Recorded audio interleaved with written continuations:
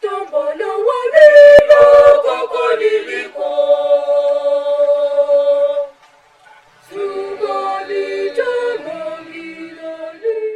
place is for classical education. Greek, Latin. Particularly Latin. I want that to be clearly understood by everybody. If you do not like Latin, don't come. Hi, my name is Wathu Mpitapita, and today I'm going to be presenting about the Great Ziggurat of Ur. Ever since I was younger, I've always learned about the same types of structures, like the Colloquium or the pyramids or Aztec or Incan structures, but I've never learned from stuff from Mesopotamia. So when I was doing this presentation, I was like, I want to do something unique. I want to do something different, and that's when I decided to do the Great Ziggurat of Ur. At the center of each major city in Mesopotamia was a large structure called the ziggurat. The ziggurat was built to honor the main god of the city.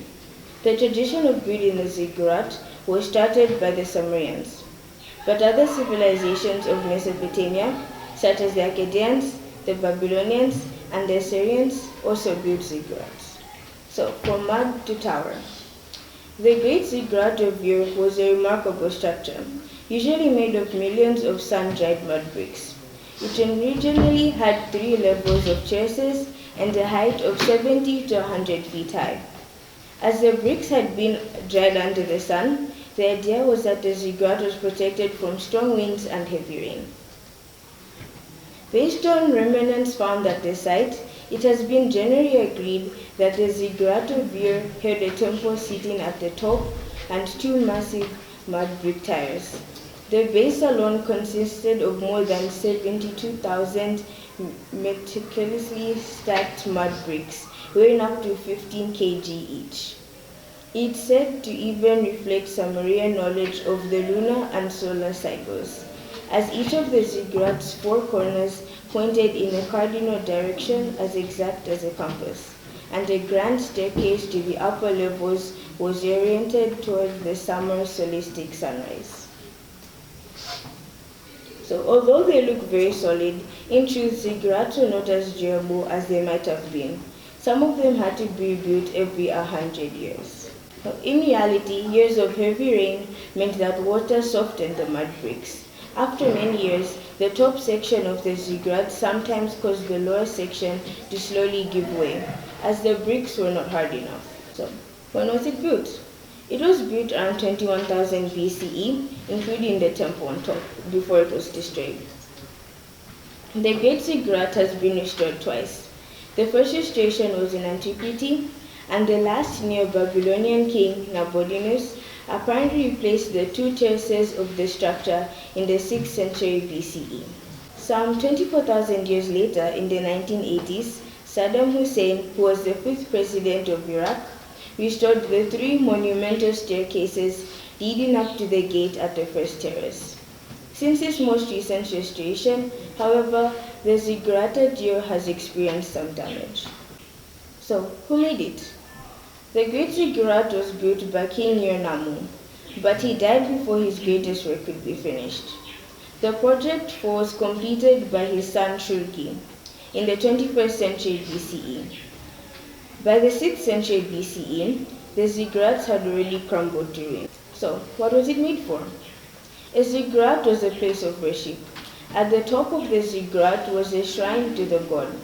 The priests would perform sacrifices and other rituals here. So they built them high because they wanted the shrine to be as close to the heavens as possible. So there is no modern picture or drawing of how the ziggurats used to look like, as they got damaged by the time photos were created. So that's why the drawing I made and the structure I made were all how they used to look in the past, with all 3 terraces. So, the moon god Nana. The Great Ziggurat was made for the moon god Nana, who was the divine patron of the city. Each city in Mesopotamia had a primary god. For example, Marduk was the god of Babylon, Enki was the god of Eridu, and Ishtar was the goddess of Nineveh. The ziggurat showed that the city was dedicated to that particular god. Ur is also believed to be the birthplace of the biblical Abraham and the home of the first code of law, the Code of Ur-Nammu, written around 21,000 BCE and 400 years before the Babylon's better-known Code of Hammurabi. So, born again. It wasn't until 1850 that the remains of the ziggurat were found again. Later in the 1920s, British archaeologist Sir Leonard Woolley led an in-depth excavation of the monument, uncovering what was left of the structure and digging up gold daggers, carved statues, delicate lyres, and intricate hairdressers from surrounding graves. So, who was Sir Leonard Woolley? Sir Leonard Woolley was a British archaeologist who excavated the ancient Sumerian city of Ur. He greatly advanced knowledge of ancient Mesopotamian civilization. His discovery of geological evidence of a great flood suggested a possible correlation with the deluge described in the book of Genesis. His excavation was Ur, which was in 1922 to 1934. He enabled scholars to trace the history of the city from its final days during the 4th century BCE back to its prehistoric beginnings in 4000 BCE.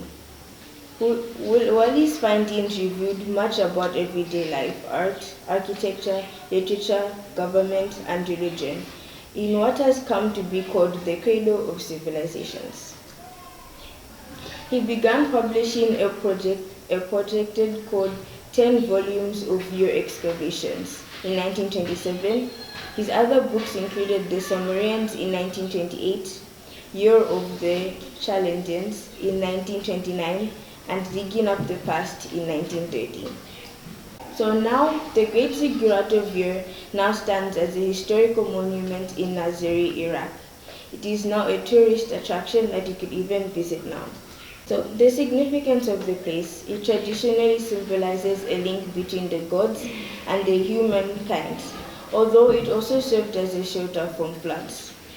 Personally, I feel like it is an important historical, religious, and cultural symbol to Iranians, as it will remind them of the past and the roots of their religions. To the rest of the world, it is important to see and learn and get a piece of ancient Mesopotamia, as I feel like it is not as well known. Besides, it isn't a country anymore. So the speciality to the study of classics in Africa. The Great Ziggurat of Ur is a very original and dated back structure that you see resembles the pyramids of Egypt and similar structures they made in the Mayans and Aztecs. That did come later on though. Other than that, we learn about the materials they use and the agricultural ideas. Most of all, their culture, beliefs, and gods. So why the Great Ziggurat of Ur? Well, I chose the Great Ziggurat of Ur because before this competition, I practically knew nothing about Mesopotamia.